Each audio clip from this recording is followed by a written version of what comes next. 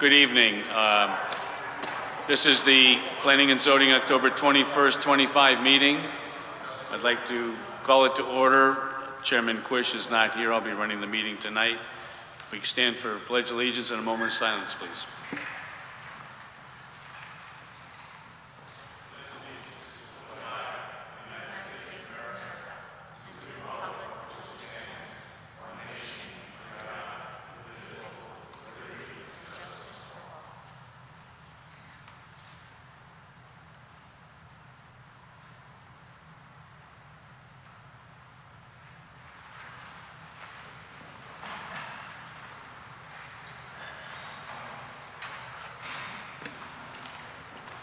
So it's my first time being with Amy Meehan, but Amy, if you could call the roll, please.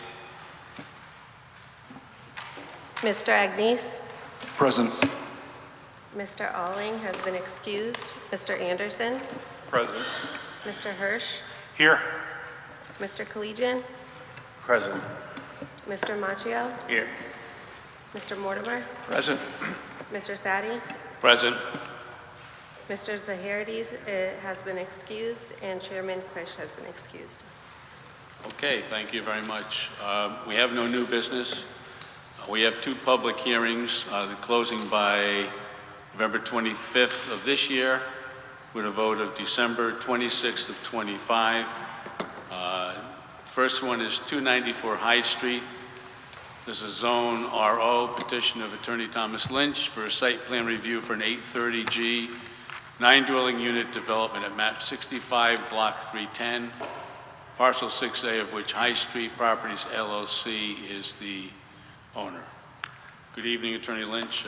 We're willing to listen to you. Good evening, Mr. Chairman, members of the board, and for the record, my name is Thomas Lynch. I'm an attorney with the law firm Lynch, Trimbicki & Boynton, and my office is located here in Milford at 63 Cherry Street. And I'm here tonight with my client, Andre Pietrovich. Andre is a builder developer, mostly out of the Westport, Fairfield area. I represented Andre before this board in 2018 into 2019 for a similar project that he developed on Plains Road across from the back of the Aldi's Plaza and the entrance to the Cardamario law firm building right on Plains Road there. So this is his second project in Milford that we're bringing before you, and it's a site plan application for the approval of a 9-unit complex located at the property at 294 High Street. It's brought to you under the provisions of Connecticut General Statute 830G, and we're all familiar with that statute. I'll be touching on some of the basis of the application and the basis for your review of this application under the terms of the statute. So the property at 294 High Street, it's approximately 16,000 square feet in size. There's a single-family residence. It's a ranch-style residence of some 1,350 square feet that's located on the property. It's in zone classification RO, so it's not in a purely residential zone. It's in a residential office zone, which provides for a variety of uses, commercial uses, office uses, and residential uses. So that the plan here is to demolish the house and to build this 9-unit site, 9-unit building on site. The units are going to be in one building, so dissimilar from some of the other applications that we've brought to you with multiple buildings. This is going to be one building designed by Greg Grew. The property is in close proximity to other multifamily developments in the area. Right across the street is an 8-unit residential apartment building that's been at the corner of High Street and West Main Street for many, many years. Around the corner on West Main Street are a multitude of multifamily apartments. Buddy Field developed two 830G projects just a quarter of a mile down West Main Street from the intersection with High Street. So this property is located in an area that's conducive to multifamily development, irrespective of the fact that we're bringing it to you under the terms of Section 830G.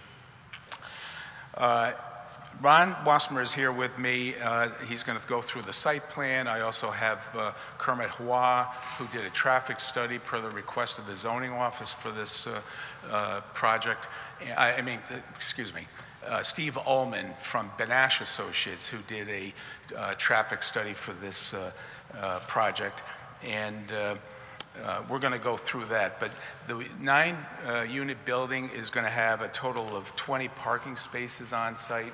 So each unit is going to have a garage with a parking space, obviously, in the garage.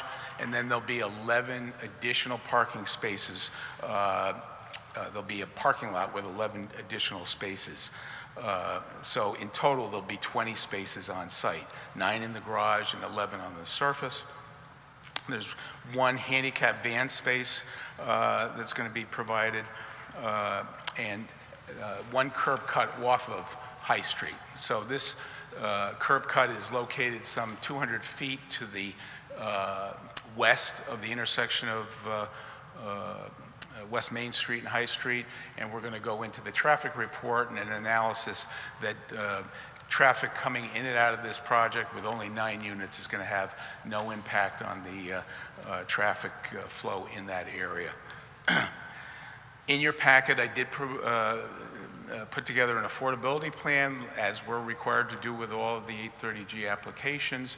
If you're familiar with the other projects that I've spoken to you about over the last few months, based on the 2025 state median income, there's going to be 3 units here that will be affordable. 2 of the units will be rented to tenants whose family income meets 60% of the median income for the state, and 1 unit to a family that meets the 80% level. The rent for the 60% unit will be $1,388 a month, and the rent for the 1 unit that is going to be at the 80% income level will be $1,883 a month. Your packet also has all of the department reviews. The city engineer issued his memo on 9/30. It was very brief. He had no engineering concerns. That was the concluding sentence in his memo to you. There was no necessity of involving the Inland Wetlands Agency. There was a detailed memo that was submitted to you by Officer Morrow of the Milford Police Department, talking about the 5-year review of no accidents in the front of this property. He also had not at that point received Steve Ullman's traffic report, so he did a traffic count himself, and he also did a speed analysis. And based on that, if you read his report, it stated that 80% of the traffic in front of this site travels at 24 miles per hour, so there's no speed issue that he found in his analysis of this.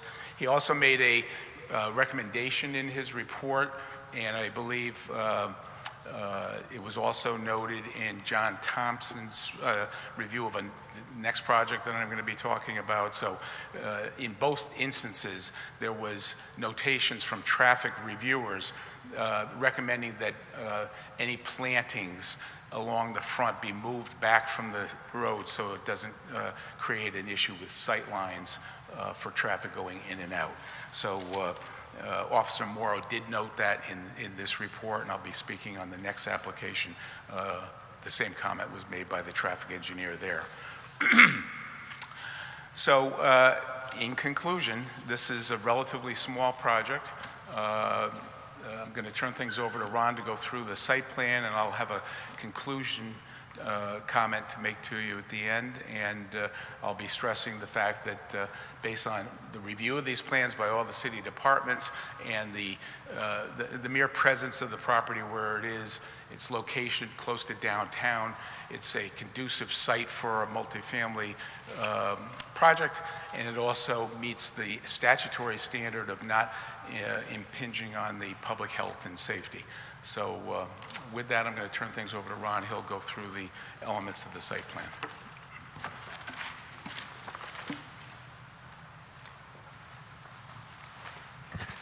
Good evening. For the record, Ronald Wismer, professional engineer, land surveyor with an office at 158 Research Drive. Tom did a great job giving you an overview of this. I'll try not to be too redundant. What you see on the screen now is the site plan. Again, a lot of this you've already heard, but there's 9 units. There's parking in the garage space under each unit. The second floor is the living space, living room, kitchen, bathroom area. The third floor are two bedrooms. So this is a townhouse, row house style construction. The parcel, David, if we can just head back towards the engineering plans, probably the grading, there you go. You can see from the topography, this parcel is relatively flat, so there's minimal grading required to achieve the building floors and the parking. Let's see. Engineering features such as utilities and drainage have been reviewed by the city engineer. Again, his report states he has no engineering comments. The fire department has reviewed the plan and they've approved it. The police department also. There are no wetlands on site or in close proximity. Prior to me getting up, you did have a landscaping plan up on the screen. We can take a quick look at that. This was prepared by Matt Popp, a landscape architect. You're probably familiar with his work. He's done a lot of work for various builders in town. We've submitted a lighting plan, and the lighting conforms to the lighting regulations. Well, there's the landscaping plan. So Tom had mentioned, there's a lighting plan. So this demonstrates that we meet the lighting requirements for the city of Milford. And we can just touch base back one more or forward for the landscaping plan. There we go.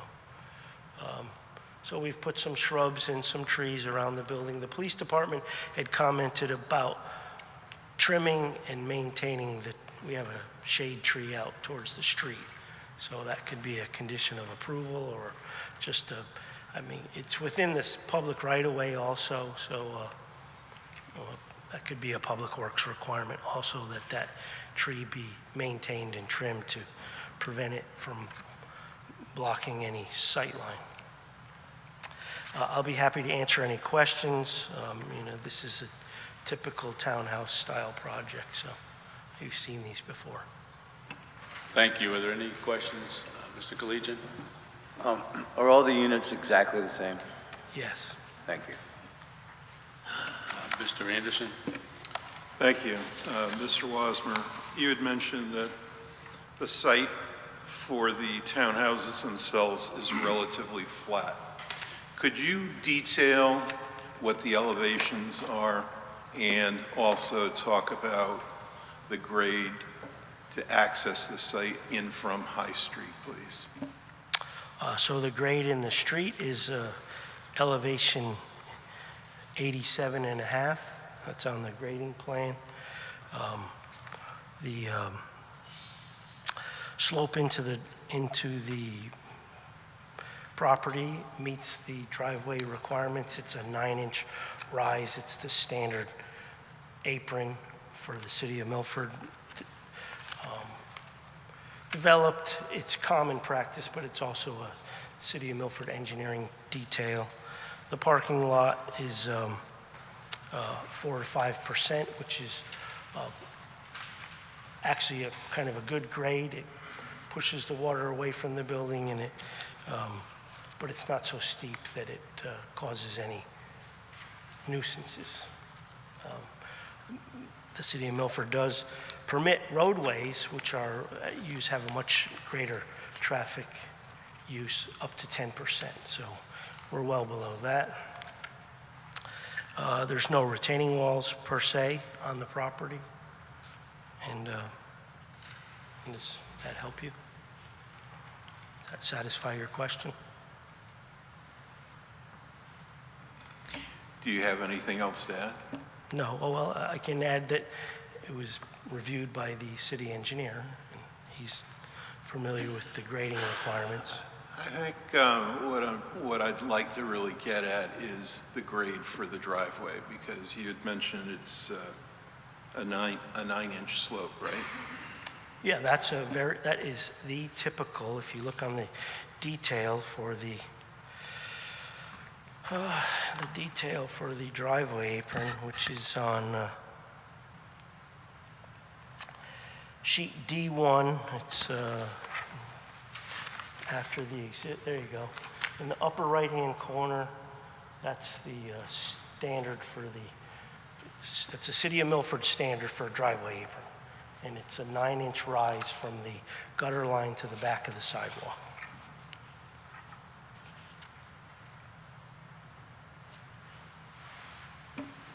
Thank you.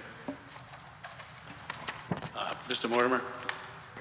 Thank you for coming in tonight, Mr. Wasmer. I just have a couple quick questions. It's a pretty full site. I'm wondering if you have an area for snow removal where you would dump any extra snow in case of a heavy storm?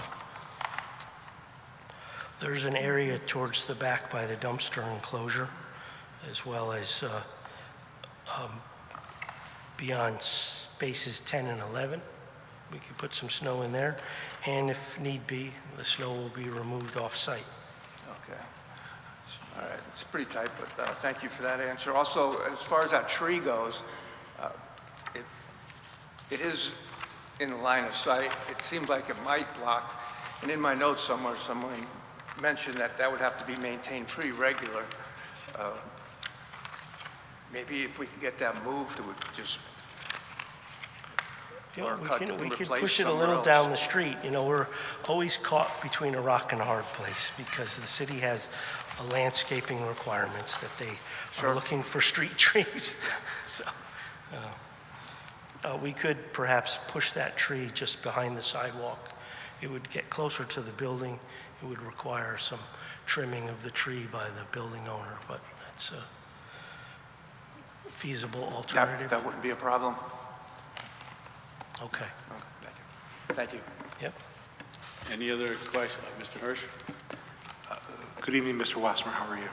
Good. Thank you. All right, so just to recap, so I understand, an individual entering the driveway of this property has two options to park. Yes. Okay. They can park along the right side of the property, outdoors, uncovered, Correct. or they can make a left and park underneath the building. That's correct. Do you anticipate the overflow parking being required where people will park on High Street? I would suggest, well, we have a few extra spaces for visitors. We have 2 spaces per unit and a couple extra spaces for visitors. Once an individual parks, say, under the building, how would they access their unit? Well, there's a doorway. As the typical townhouse units, we can look at the building plan. If you look at sheet A203, there you go. You had it. So you park in the garage, and then you go up the stairs. That's a landing that leads to a stairway. So in the garage, the first floor is a garage space, as well as a utility room towards the rear. There's a doorway inside the building, so you could go from the garage to the stairway without leaving the building, or you could walk to the front door. So you see the 2 doors. Just to be clear, the living area is not on grade. You have to go up a stair to get to the living A area. flight of stairs, yes. Thank you. Thank you very much. Any further questions? Okay, thank you very much, Mr. Wasmer. Thank you.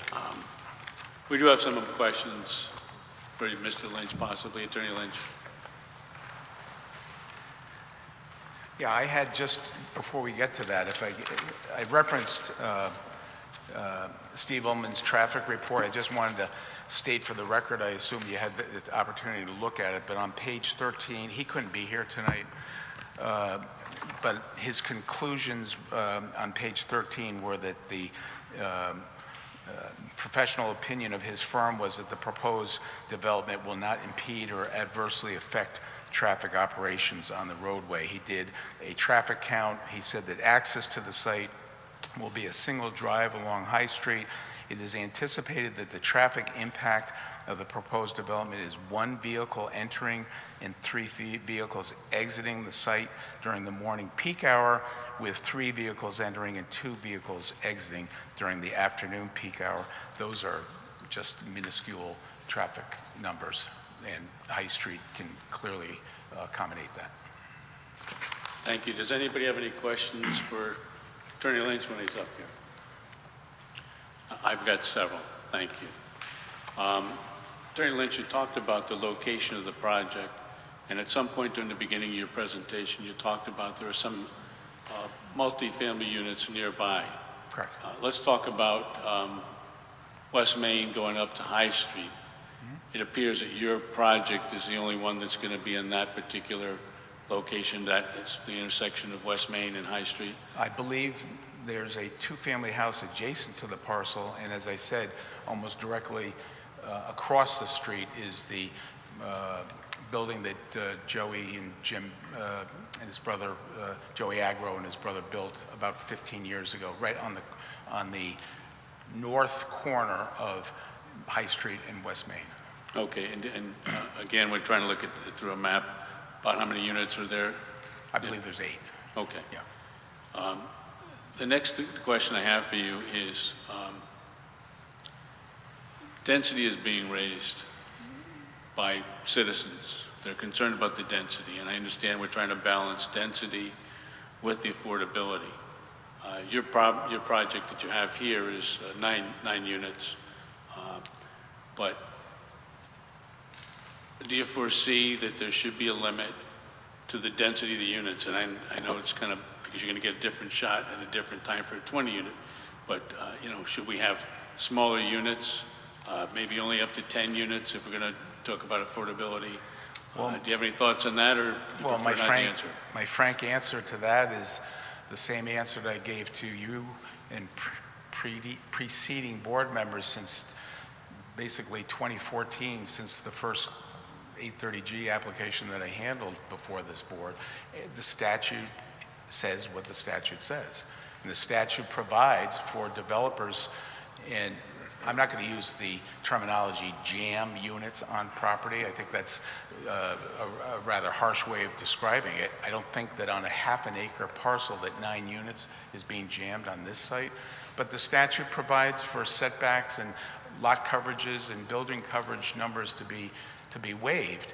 And that was a statutory public interest concern of the legislature in devising the statute. So I appreciate what you're saying, but I'm representing clients who are developing real estate in accordance with the statute, so I have to advocate on their behalf. And in doing so, my response to you is that, yeah, density gets infringed by projects such as this, but it's designed to address a very strong need for housing in Milford and all other towns where less than 10% of the housing stock is affordable, and that's my response to you.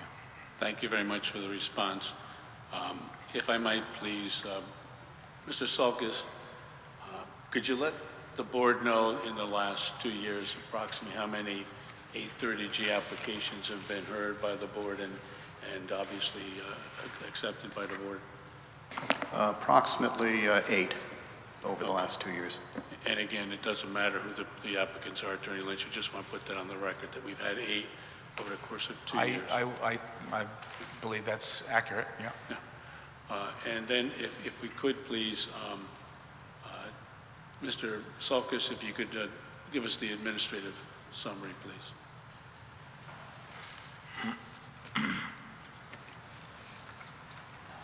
The applicant is proposing to construct 9 dwelling units of workforce housing under Connecticut General Statute 8-30G, replacing the existing dwelling unit located on the site. There's 1 parking space located in each unit with an additional 11 parking lot spaces provided. An extensive landscape plan has been provided along with a lighting plan that is zoning compliant. Thank you. And my last question to you, Attorney Lynch. You gave us the median price for an apartment, so the 60% is $1,388, the 80% is about $500 more. Correct. Would you give us the ballpark figure for the non-affordable housing units, what they would be renting for? Well, with that location being close to the downtown area and the train station, I would suspect it would be close to $3,000 a month. Okay, thank you very much. Are there any further questions of Attorney Lynch? At this point, this is a public hearing. Members of the public, if you wish to speak, please come up to the microphone. Before you start, we need to have you give us your name and your address. Try to keep it to 3 minutes if we could, and we'll try to go in orderly procession as people wish to go. Thank you.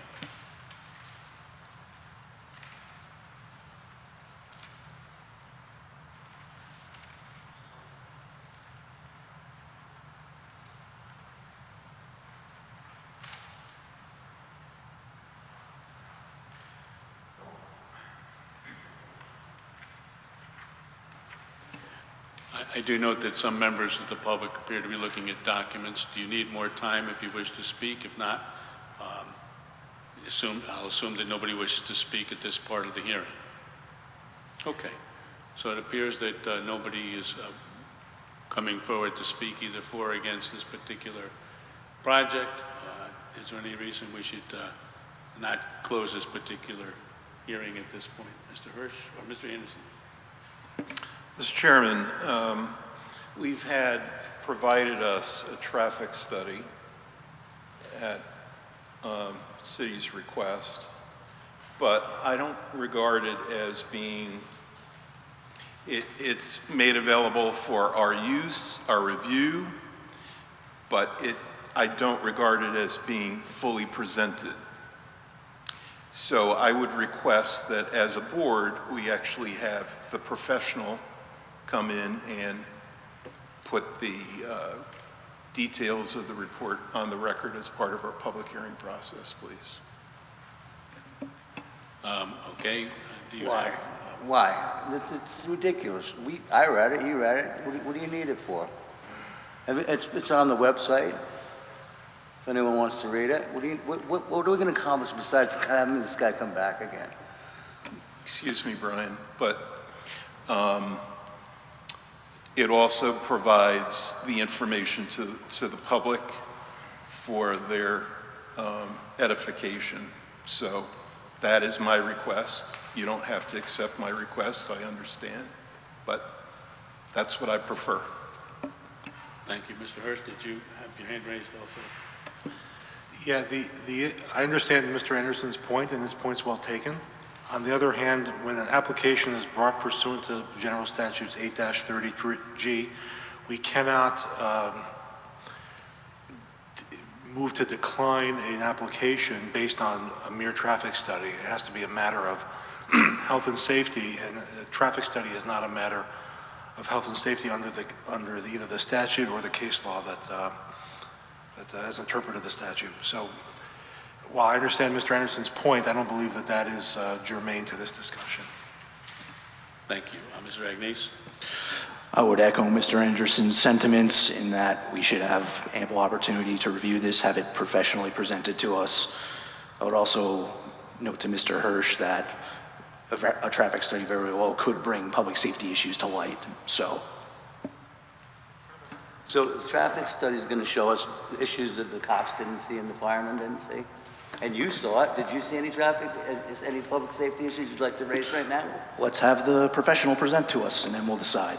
You're just wasting the guy's time. Okay, so anybody else want to speak on this matter? We can, excuse me, Mr. Chairman, we can agree to disagree. What you, Brian, need to know, and the other members of the board need to know, is the fact that when I was alderman for this area, I was the individual that brought the petition for the four-way stop at that intersection. You used to be able to drive up West Main Street without having to stop. And there were concerns that were raised at the time about that would cause accidents. You heard this evening that there have been no accidents in recent years at that intersection, so the four-way stop actually works. But it's one of the only north-south, High Street, I should say, is one of the only north-south access streets in the entire city. It's also a historic street. There are many homes that are on that side of High Street, the northerly side of High Street, that are of historic significance, and there's a certain pitch to the road. One of the concerns that has been expressed in the past by residents is about trailer trucks making their way up West Main and taking the right to High to get on I-95. And so there are reasons why I would ask for a more thorough presentation on traffic.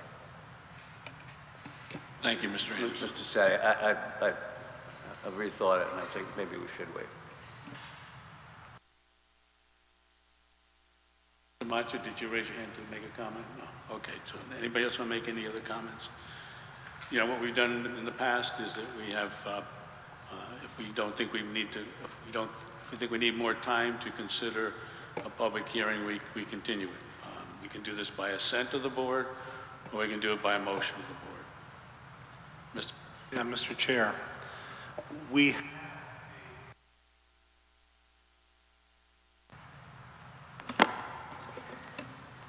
Thank you. We have a traffic impact study in the materials. I'll even read to you the table of contents. Introduction, existing conditions, 2026 no-build volumes, collision analysis, impact of proposed development, capacity analysis of surrounding roadways, conclusions. I'm not sure what else you want, or what other members of the board want. Well, we've had our comments made. It would appear to me that at this point that probably a motion would be appropriate, and we would then take a vote on that to see whether we close the public hearing. Right, but Mr. Chair, this is a application under 8-30G. If this was a different application, I can understand that, but under 830G, this is a different species of application. I don't believe this is a basis legally to not go forward with a vote when when they're in compliance. Well, at this point in the proceedings, we have not closed the public hearing, and in the past, when we have had disagreement, or just not a complete agreement on closing the public hearing and continue, we've done so. My point is, if there is a concern, the motion made to close the public hearing. If that passes, we then get to the next stage of determining whether the 830G application is appropriate. Mr. Chair, may I make a comment? The public hearing's still open. I agree. So I just spoke to my client, and he would much prefer having you all on board here, okay, rather than splintering. So we don't have a problem keeping the public hearing open, and he will have Mr. Ullman here at the next hearing and present his report to you, if that's acceptable to the board. Is that acceptable to the board? It's on behalf of the applicant. He has an option to make the choice. I certainly appreciate it. Thank you. Okay, so 2 weeks. Okay. And David, do we have a meeting in 2? No, we don't. We go in. I would much prefer that, thank you. Well, just so you know, Yeah. the next meeting is the day after the election. Right. And do we know, David, if we're going to have a full meeting or? We're going to have a meeting, but it's going to be remote. It's going to be a Zoom meeting.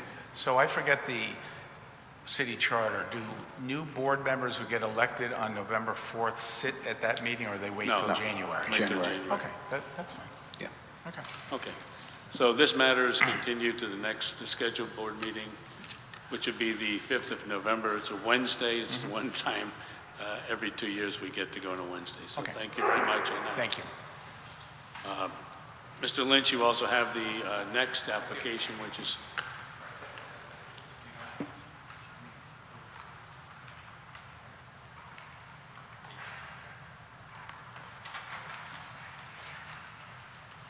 okay. This is the next matter.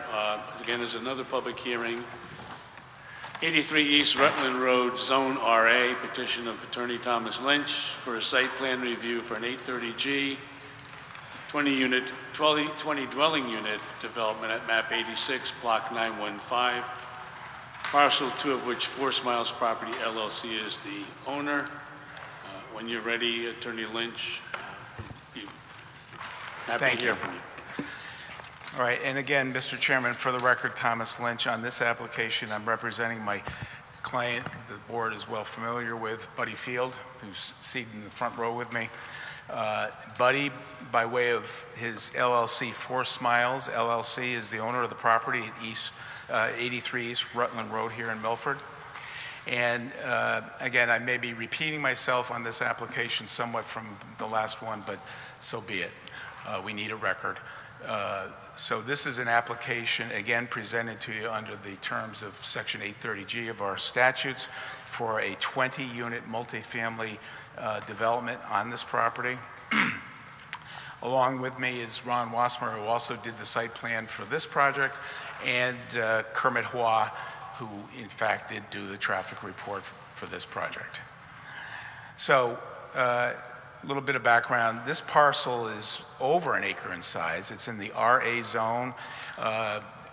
Those of us who have lived in Milford for many years know that that area was all farmland and then developed during the course of the 60s and the 70s and the 80s into a variety of other uses in that area, such as the Cornerstone Christian Church, the very large Wheeler's Farms office complex that's right around the corner on Wheeler's Farms Road. Some 3 years ago, there was a large 830G project that Attorney Hollister brought before you, developing the apartments now known as the Muse, which are located to the rear of the Wheeler's Farms, Merritt Crossing Office Park. That parcel is adjacent to this parcel. Okay, so there are other uses and multifamily uses in close proximity here. The parcel is basically a quarter of a mile west of the intersection with Wheeler's Farms Road. The plan is to have 20 units on site in 7 buildings.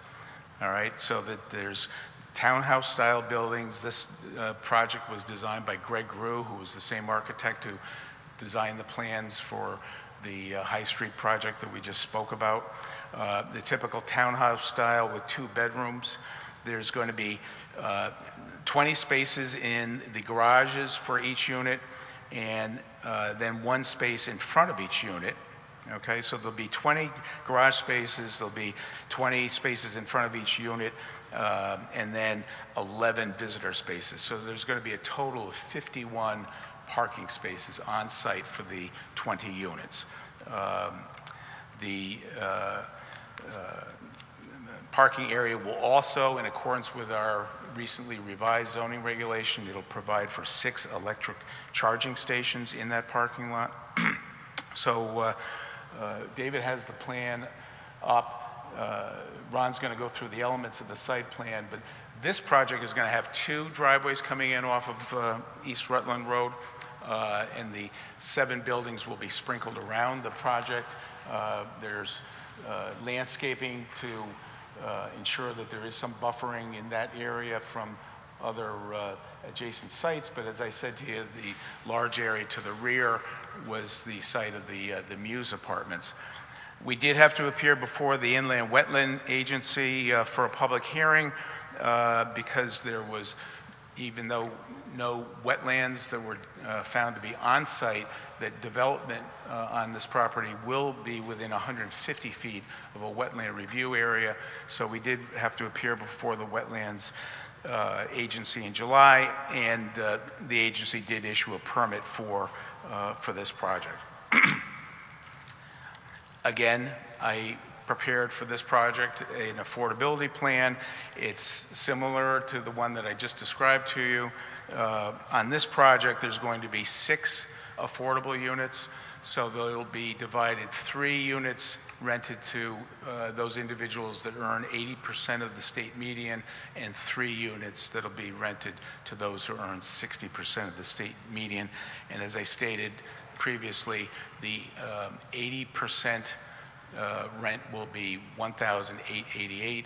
The 60% rent is $1,388. Your packet has all of the city department reviews. The city engineer on this project, similar to the last one, no engineering concerns.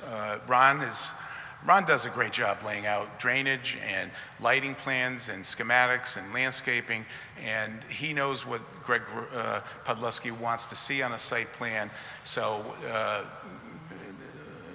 Mr. Podleski's memos, most of the time on Ron Wasmer's site plans, are pretty generic. He found no engineering concerns. Everything that he wanted to see on the plans meets the city engineering standards, and his memo reflects that. There was a detailed report. Again, Officer Morrow submitted a report to you. It was approved by the Police Commission on the 18th of August. He found that sight lines were 400 feet in each direction exiting the property on East Rutland Road. He recommended a snow pile area for removal of snow, or voluntarily in large storms removing the snow off site, which again, Buddy has 10 other properties over the course of the years that he's developed here in Milford, and he knows what he's doing in terms of maintaining the properties and making sure that snow is removed if necessary. The fire department issued a memo. Tim Suden, our fire marshal, issued his memo on August 6th. The sewer commission, we appeared before them on June 26th and submitted all these plans, and they issued the sewer permit for the project. And lastly, John Thompson was retained by the Office of Permitting and Land Use to do a third-party review of Mr. Wa's traffic report. Ron is going to go through the site plan. Kermit will give you his traffic report, and John is actually here tonight.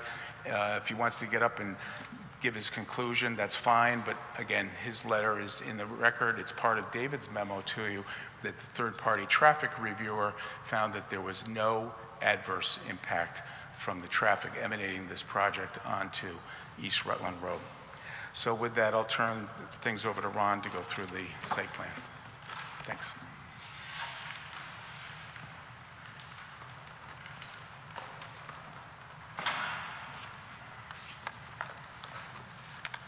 Good evening. For the record, Ronald Wasmer, professional engineer, land surveyor with an office at 158 Research Drive in Milford, Connecticut.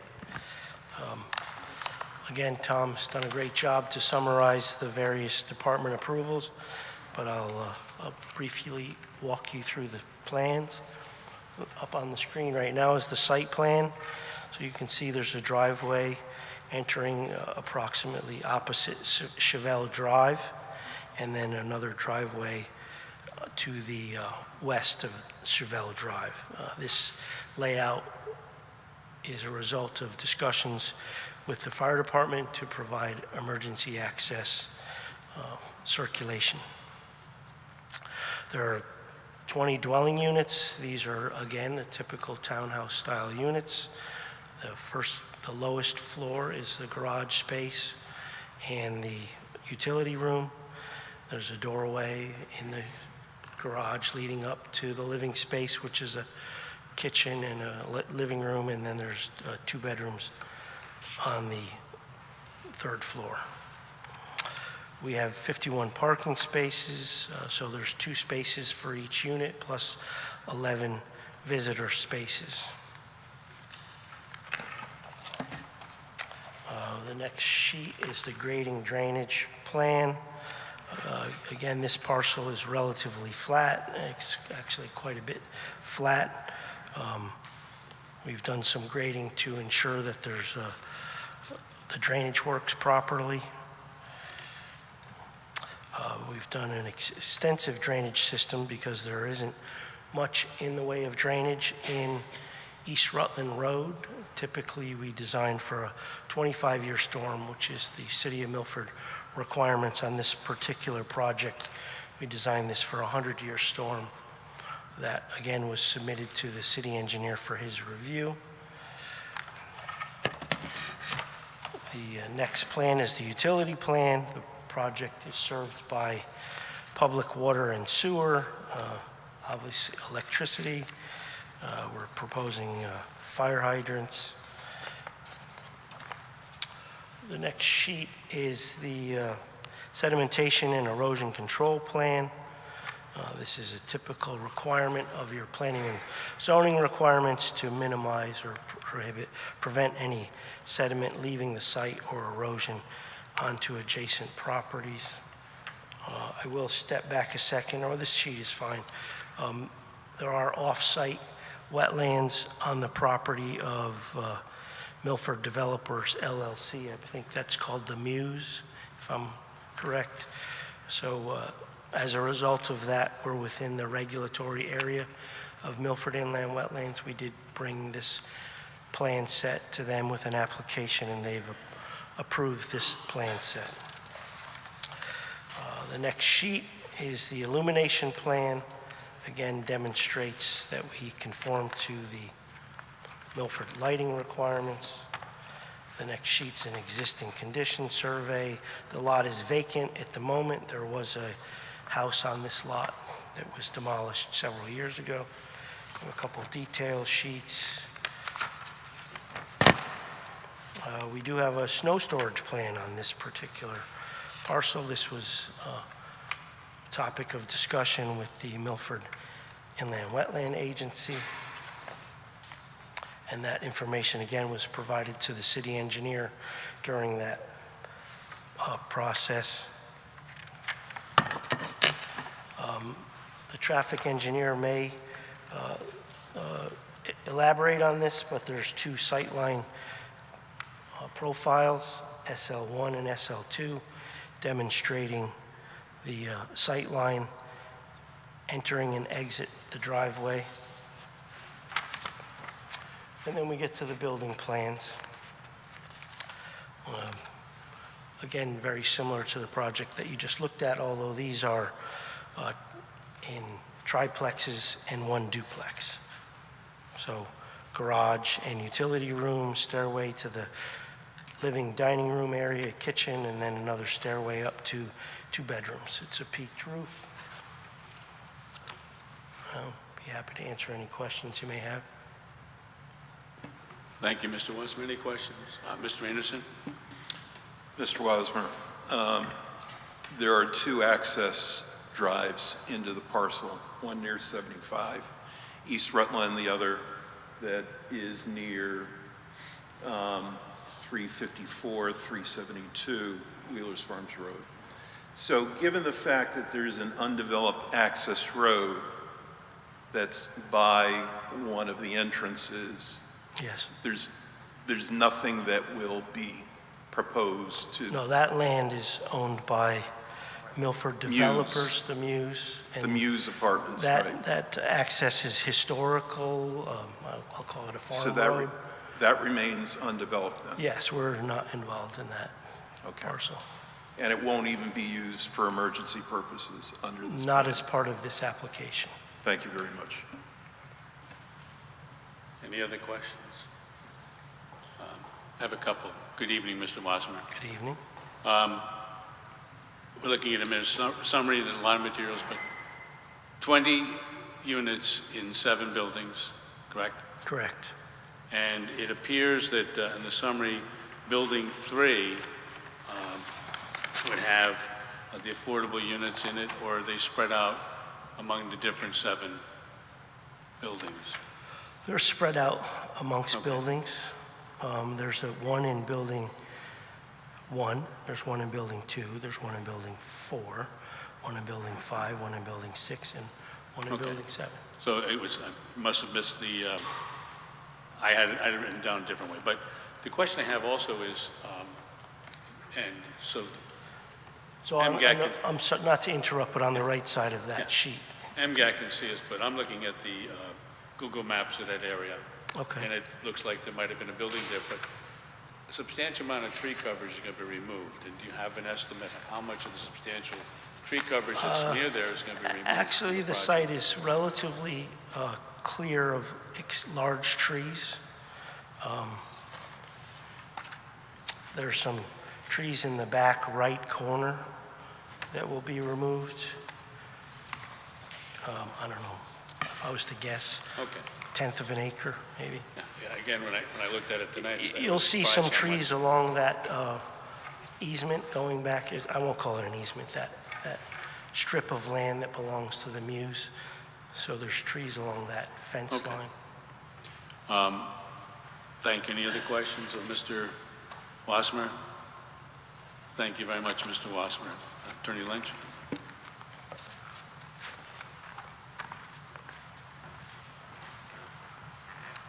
Good evening, Mr. Chairman. For the record, Kermit Hua, registered professional engineer in Connecticut with address at 277 Reservoir Avenue, Unit 1101, Meriden, Connecticut. I will go over the traffic study we prepared for this 20 units. We collected the counts in October 2024 and use a future build year of 2027, assuming all the units are built and occupied.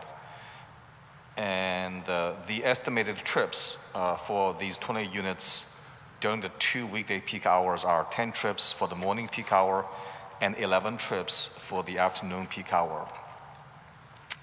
And we ran the traffic analysis at both driveways using these generated trips and future year projected traffic volume on East Rutland Road in 2027. Both driveway will operate at levels of service A or B during the weekday peak hours with very low, we'll say negligible delays for people get in or out of the two driveways. So overall limited traffic impact on East Rutland Road from these 20 units. And I also looked at the accident records for East Rutland Road for a 3-year period. The accident records show 5 accidents were recorded over a 3-year period for the stretch of East Rutland Road between Milford Parkway and Wheeler's Farm Road. Among those 5, only one was between the two endpoints, if you will, of East Rutland Road. One on the west side is the tractor-trailer collision with the low clearance of the Milford Parkway Bridge. And the 3 accidents occurred at the intersection of East Rutland Road and Wheeler's Farm Road. So there's only one accident between those 2 points. It's a rear end accident on East Rutland Road. So overall, it is my professional opinion there was no abnormal traffic accident patterns for this part of East Rutland Road. Mr. Wassemer also discussed that we will have adequate sight lines at both side driveways based on the speed data we collected for East Rutland Road and Connecticut DOT criteria for evaluating driveway sight lines. So we will have adequate sight lines for safe access of drivers turning from the driveways onto East Rutland Road. So in conclusion, it is my professional opinion this development will generate limited traffic impact and the traffic generated by the development will not pose any public health or safety risks. That's all I have, Mr. Chairman. Thank you. Are there any questions? I have a couple of questions, if I could, please. Sure. The area you're measuring for traffic flow is from Wheeler's Farm Road, and did it go beyond the Milford Parkway connector? You said there was a truck accident. Yeah, the accident records, I looked at the between the points of the Milford Let me Parkway. interrupt you, my mistake. I'm not talking about accidents, I'm talking about measuring traffic flow. So you have a large housing project, Lexington Green, on the other side of the Milford Parkway. Did you go that far out and do any measurements of cars running towards the east, coming to Wheelers Farm Road and East Rutland Road? No, the traffic data only collected the volumes right in front of the site. It did not collect the intersection volume at Wheelers Farm Road. And the figures you gave us was so many cars at the peak hours. Does that include an analysis of possible delivery trucks going into the area that's going to be built? Yes, delivery trucks is part of the generate trips. In other words, again, we are talking about the peaks of, I would say, typical commuter hours, 7 to 8 or 4 to 5. Maybe there will be some delivery truck during the afternoon peak hour or even early hours. So those are included. Again, the standard is the IT, trip generation menu, and they include everything. Tenants, visitors, repair person, delivery trucks, everything. Any trips related to this development. Thank you very much. Any other questions? Thank you very much, sir. Thank you, Mr. Chairman.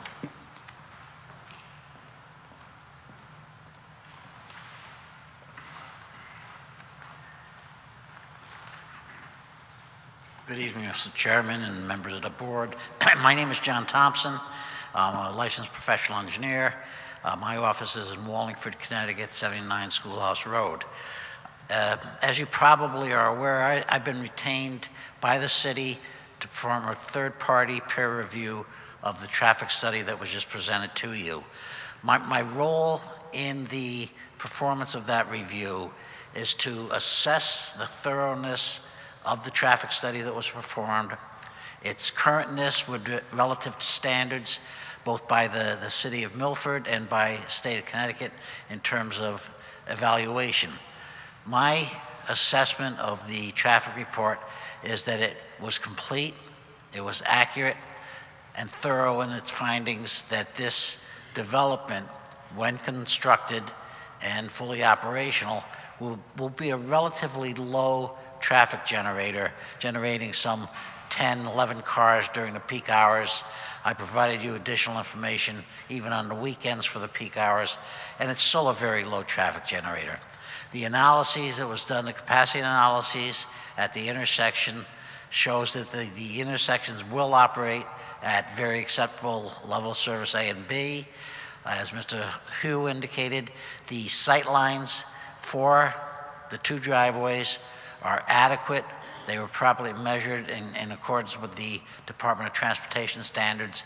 And enhancing that, if you will, was one of the requirements that sidewalk be installed across the site frontage, which will keep open the area for the elimination of any vegetation that might hinder sightlines. So you have adequate sightlines coming out of the driveway.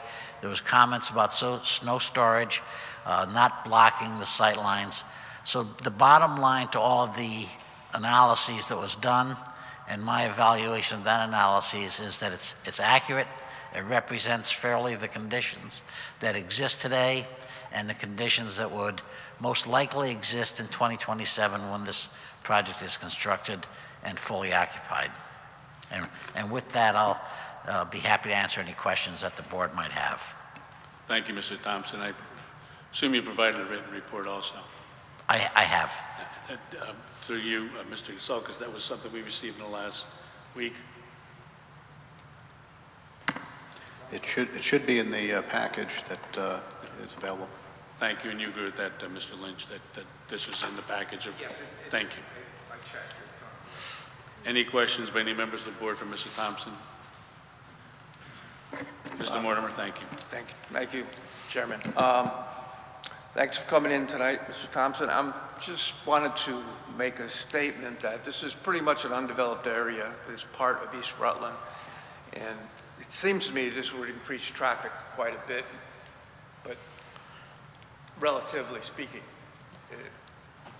But you're saying there's no danger? The increase in traffic is not a significant, would not be a significant factor? That's correct. The numbers that are generated, and they're properly generated using the ITE, the Institute of Transportation Engineer standards, are 10 vehicles in the morning, 11 vehicles in the afternoon, some coming in, some going out proportionally. The capacity analyses that was done with the traffic volumes currently and with the 2027 volumes indicate that that traffic can be easily accommodated into the traffic stream on East Rutland Road. Okay, thank you, sir. Certainly. Thank you. Any further questions of Mr. Thompson? Thank you very much, sir. Thank you. Attorney Lynch. Thank you, Mr. Chairman. So that concludes our presentation to you. I just wanted to conclude by, again, reminding the board of its standard review of these applications.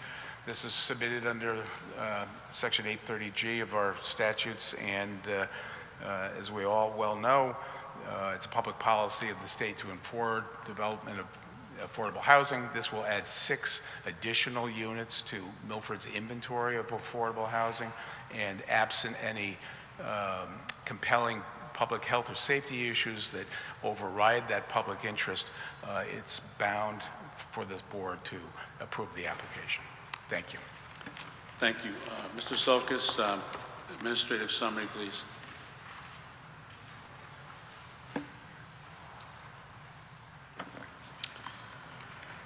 The applicant is proposing to construct 20 dwelling units of workforce housing under Connecticut General Statutes 8-30G, replacing the former single-family dwelling previously located on the site.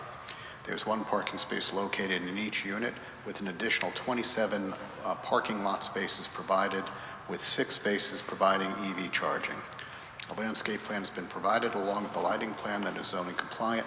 A third-party traffic review by our consultant did not identify any issues. Thank you very much. This is a public hearing, as I indicated previously, on the first applicant. At this particular point, anybody that wishes to come up and speak may do so. Again, as I've indicated, make sure you make your name and address first order of business and then come up and speak. And try to limit to 3 minutes if you can. Thank you. Good evening, and thank you for letting me speak. My name is June O'Connell, and I live at 102 East Rutland Road. I'm a longtime resident, and East Rutland Road is a busy, narrow, winding road. It isn't wide enough to safely accommodate emergency vehicles or construction traffic. It's risky to the residents that are trying to walking on the street, or bicycles that are being ridden by the kids. They try to keep from getting hit by all the traffic that we now have. There are no sidewalks, and it's very dangerous. The winter slippery, icy roads are worse. I heard them say there was a formal traffic impact study done. I think it's very difficult to assess any turning movements or sight lines or emergency vehicle access like fire trucks, ambulances, garbage trucks, and school buses, and it needs to be addressed.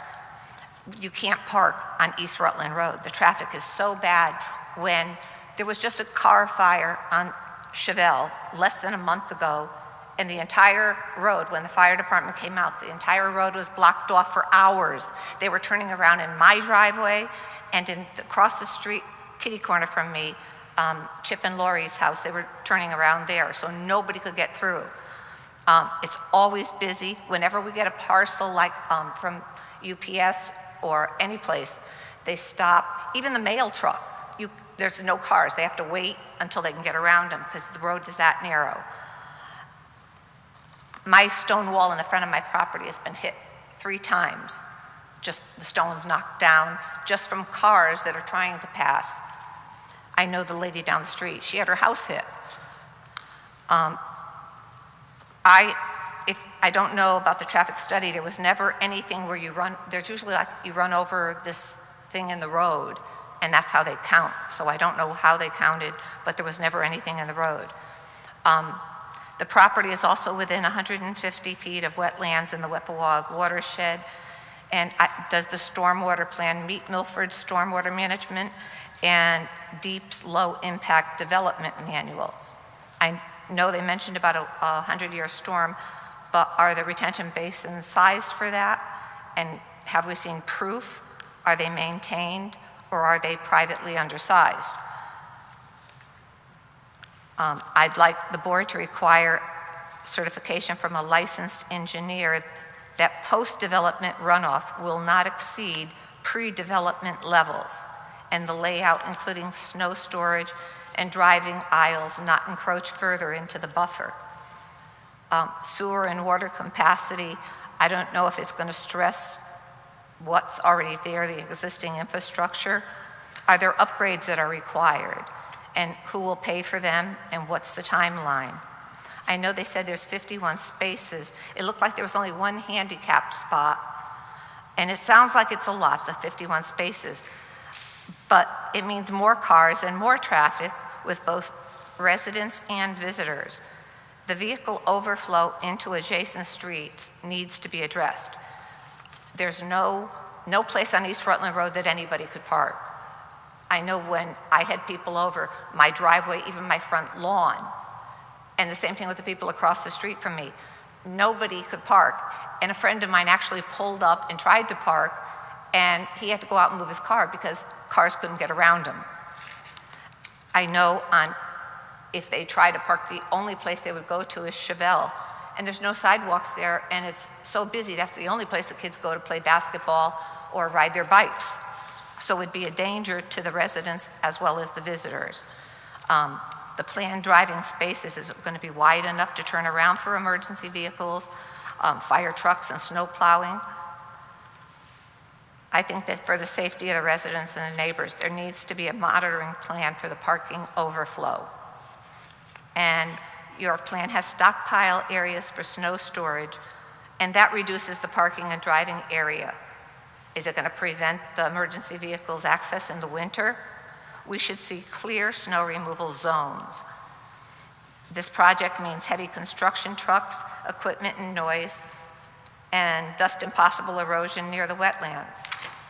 I'd like to see a construction management plan with the hours of operation, the truck routing restrictions, because the trucks that pass on East Rutland, there's also an underpass from the Merritt Parkway, and I couldn't tell you how many trucks have come. You can hear the smash, and then you go outside.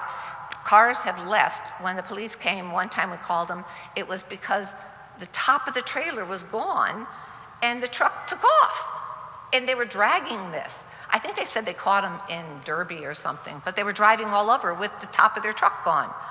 It happens all the time. Usually one of the neighbors will go out and stop the traffic just to get them to go in the middle so they can get through. I fully support thoughtful, affordable housing, but under the 830G, the board can impose conditions or they can withhold action if there's any unresolved safety or public health issues. And without further looking into the impact of parking on the side streets or wherever they plan on having the extra parking, and a true formal traffic impact study with circulation review and parking utilization analysis, as well as outstanding concerns about pedestrian safety and stormwater controls and maintenance. Who will maintain the system near the sensitive areas? We need more information before approval, and I respectfully ask the board to delay vote until these items are fully addressed to ensure safe access, circulation, and drainage. Thank you all very much for your time. Thank you very much.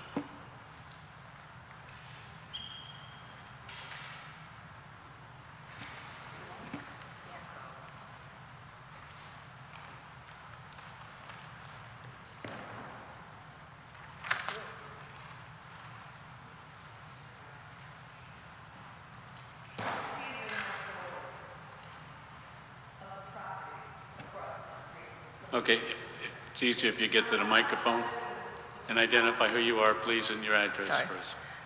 My name is Ruth Krasenix, and I live directly across the street from where this project is supposed to go in. I am not happy about it. My uncle built this house in 1948, and all my relatives, the Filanowskis, my grandparents lived up the street on East Rutland Road. My aunt lived across from my of her brother on the opposite side of this piece of property. So I had been on that property and I had photographed things from that property. And what I want to tell you today is that the eastern box turtle is a threatened species, and it's at 83 East Rutland Road on the back of the property. See the photo. What else? Please describe the turtle protection protocols, the surveys performed, and how construction will avoid harming turtles and other protected species. I ask the board to ensure the DEEP turtle protection protocol is followed with documented surveys and monitoring. Yesterday, I went to 75 East Rutland Road, which is on the right-hand side of that property, to let the people know that there was a planning and zoning meeting. This house is next to 83 East Rutland Road. The woman told me that she saw an eastern box turtle in the backyard early day. Anyways, and this is a turtle of concern. It's a threatened species. And what was I say? I lost my place. The wetlands and animals are behind the property across the street. The northern harrier hawk is an endangered species also on the property, and I have a photo of that. And I've been a volunteer for the Beardsley Zoo for 24 years. We do not have any hawks there, though we do have a barred owl, which is also one of the ones I photographed at the property right across the street. Heavy traffic now in the morning and late afternoon. I cannot get out of my driveway. I had to pave another area off the driveway so that I could see the traffic coming from the Parkway underpass. If I have company over, they have to turn around and I have to go to the end of my driveway to help them to get out onto the road. That's how bad it is at times. According to the site map for this housing project, there are 2 stop signs to enter or leave the condos. One sign is directly across from my driveway because it's past where the gate is to the emergency thing. I'm at least 20 or more feet over from that, which would be directly where the stop sign would be. And the other one is going to be, according to the site map, it's supposed to be on Chevelle Place. And I object to this strongly about the one in front of my driveway and house there. When we get heavy rain with flooding in the street, my basement gets flooded. I have 2 sump pumps and the soil is clay, and I worry that it will be worse for me with all the buildings across the street from me. Please vote against changing the zoning law. I strongly advise you to do that. And I didn't mean to be so strong about this. I didn't use the map and couldn't give this to you. So, this is the northern harrier hawk, and that's the one that's engaged. This is the box turtle. This is very right here. This is a white. Can I interrupt you for 1 minute, please? You're not being heard. If you would bring the materials over towards the microphone. The board members may not hear you, but you're not being recorded. What I'm asking you is you need to get by the microphone. Thank you. I'm sorry. I get very tied up in this. Okay. I'm just going to name off some of the wildlife that uses East Rutland Access Road. So you could talk. Okay, you hold it. Anyways, what was I going to say? Yes, I just wanted to point this out. These are the 2 that are, this one's threatened and this one is endangered. This is the pied-bald deer, which is, what is it? It's less than 1% of the white deer population. It's white with brown spots on it. Black squirrel.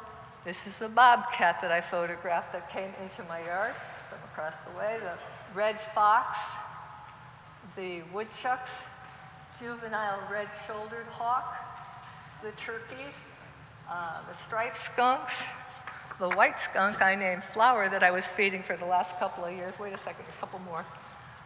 Spotted salamander, the red-backed salamander, the coyote, There was even a white squirrel, but it didn't last long. But these are all of the animals that I have seen right across from me and that come into my yard at times. I'm sorry I wasn't speaking. I just get excited. Anyways, thank you. Thank you Can very I much. give you a copy of this? Sir, give it to Mr. Sulkus, please. Hi, good evening. My name is Michelle Haramis. I reside at 32 Chevelle Place.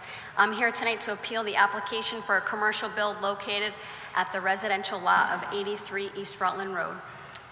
The reason for my appeal is the safety of the community. East Rutland Road, particularly at the area where this lot is located, is an extremely narrow road. So narrow that there is no place for sidewalks to be built, which is a requirement for this type of construction and not included in the maps. It is already extremely hazardous for people jogging, walking, or riding their bike along this road with the busy traffic. Cars literally have to, so when I jog, if a car is coming up behind me, it has to stop if another car is coming and then cross over the yellow line to go around me, to prevent getting too close to pedestrians. It's especially dangerous for the students that have to walk under the Merritt Parkway Bridge every morning and every afternoon to get to their bus stop at Tulip Tree Court, which is outside of Lexington Green. Excuse me. There is heavy traffic that backs up every single day from the stop sign at Wheelers Farms Road all the way down East Rutland Road past my street on Chevelle Place. When I attempt to make a right-hand turn out of my street on Chevelle onto East Rutland, I cannot make a turn if a car is coming from the opposite direction. The road is too narrow, our cars would hit if I did it at the same time. Over the past several years, there have been documented car accidents where vehicles have literally left the roadway of East Rutland Road and crashed onto people's properties. There's been more than 3. One accident was so bad that the house the vehicle ran into was condemned and the family had to move out.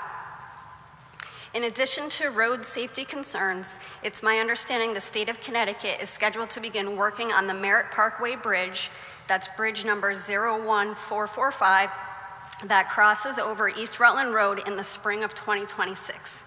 It's noted in the state's plans that they will need to construct easements on East Rutland Road due to drainage issues.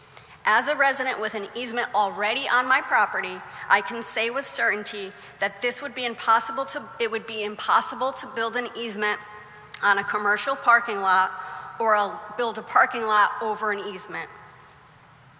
This is in direct contrast to information Ronald Wassemer of Connecticut Civil Group's letter of June 26, 2025, in which he states, overflow from the stormwater treatment and mitigation will not create a nuisance on East Rutland Road. Not sure how that's possible. It is further my understanding that a traffic study was completed several years ago when the property owners of Muse Apartments, located in the commercial section of Wheelers Farms Road, proposed opening the same entrance onto Chevelle Place that is the proposal that this proposal is attempting to do. And the results of that study, which, by the way, that study had apparatuses in the roads, so it was obvious an actual study was being performed. The cars were being documented and numbered, the number of times cars were traveling over it. Based on that study, that they were not allowed, or that request was denied. It is, let me see, I'm sorry, I lost my place.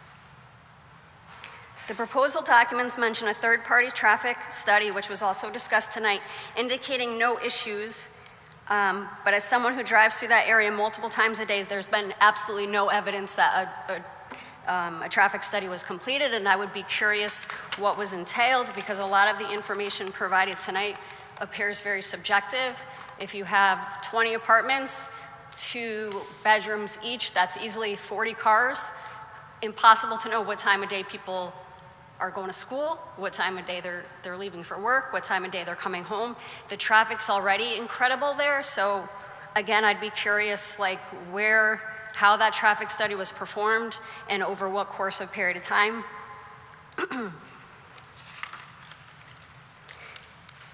Clearing out the property at 83 East Rutland Road will impact the natural wildlife, which includes a rare turtle species already discussed. Review of the limited inspection completed by the city engineer notes the following issues. Inland wetlands exist within 100 feet of the property. Concrete sidewalks, as required by ordinance, are not provided in the plans. Snow storage is only possible to contain up to 12 inches. Footing drains have not been identified, and the soil may be unsuitable for the applicant's plans. Finally, the idea that a corporation would believe that it's logistically sound to build 20 apartments with 50 parking spots on a 1-acre parcel of residential property is reckless and focused on profit over the safety of the community. Thank you for your time.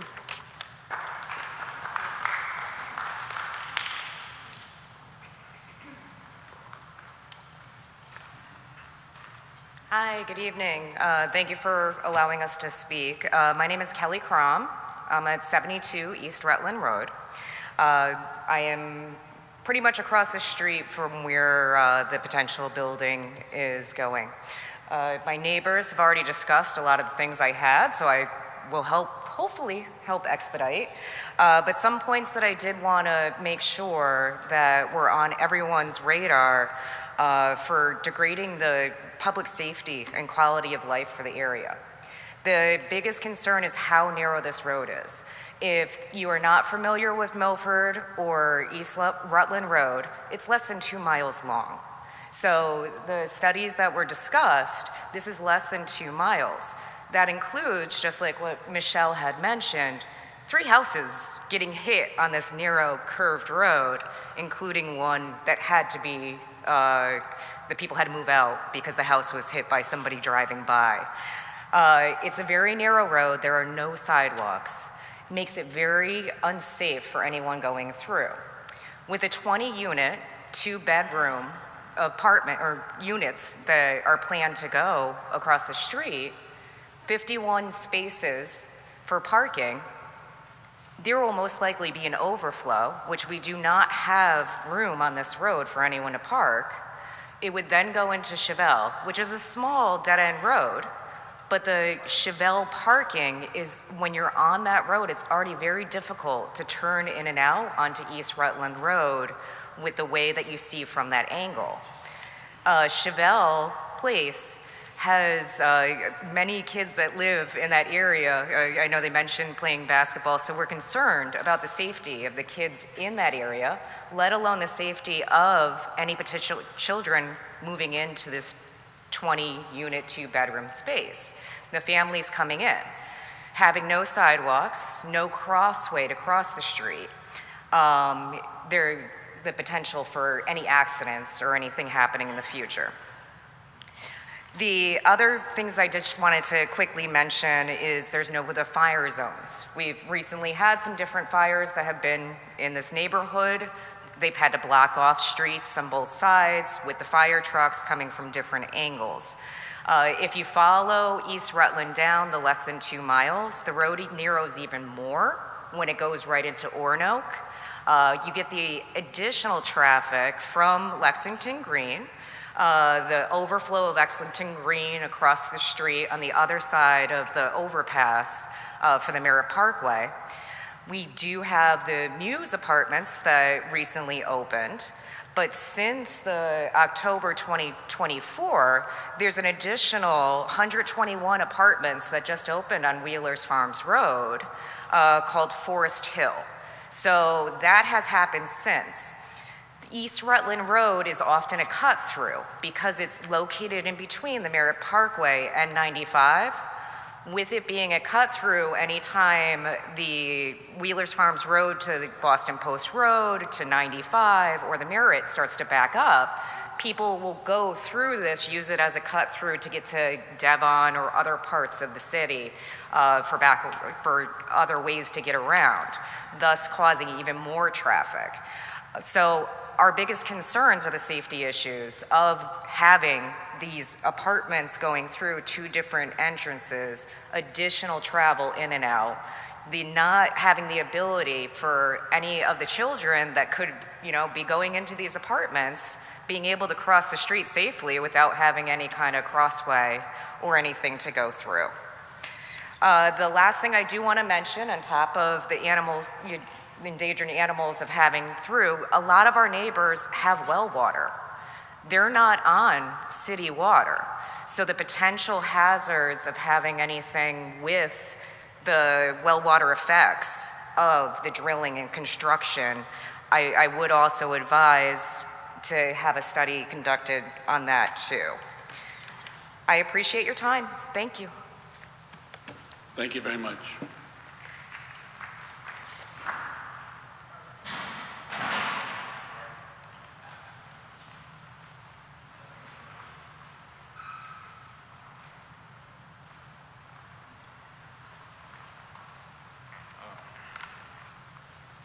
Good evening. Everybody stole my thunder before I got up here. My name is Michael O'Connell. I live at 102 East Rutland Road, which is diagonally across the street from the property that's looking to be developed. I've lived there for over 45 years. I've seen that the street grow like you could not believe. It is probably one of the busiest residential roads in the city. I'd like to talk to you a little bit about safety, which is one of the main reasons you can turn down an affordable housing project, all right? If you're actually looking for an explanation of what it really means, this property is exactly what they were talking about, all right? East Rutland Road is not a wide street or road. It is heavily traveled and incredibly dense. Some days there could be as many as 15 to 20 cars backed up trying to enter Wheeler's Farm Road, which is also an extremely busy road. Also, there is a backup on I-95. Many vehicles exit 36, 35, 34, and will cut over to the Merritt Parkway to avoid the traffic on I-95. I don't know how many of you actually know East Rutland Road at all right? There's only one way, the easy way to the Parkway, that's down East Rutland Road. Literally hundreds, if not thousands of cars sometimes. It takes me sometimes 10 minutes to get on my own driveway. I live right next to the overpass. It is, sometimes a speedway on that road. It is very, very, very dangerous. There was somebody had mentioned that there was stop signs that are supposedly put up at the exits and the entrances of this proposed property. I'd like to say that that problem would only intensify the issues with traffic on that road.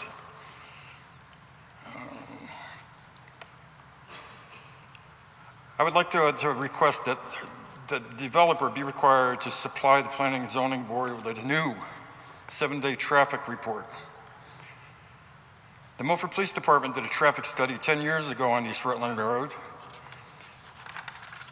and I request that the Planning and Zoning Board review that traffic study, which is now 10 years old. When it was done during that time, there was another affordable housing project. It was an affordable housing project, also, which was also, it was located on 440 Wheelers Farm Road, which is almost directly behind the property in question, and was denied by the zoning board in this town.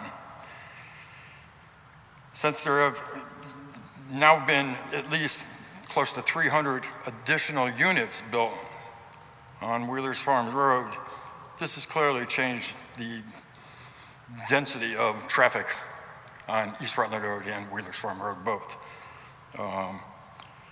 So once again, I would request that you review the police report and update.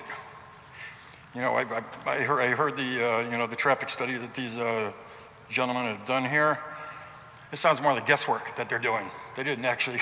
There's no actual facts that they showed about anything. I would also like to address the problem with emergency vehicles. Some years ago, I'm not sure if you are aware of this, there was a major house fire on this property, and unfortunately a man died in the house.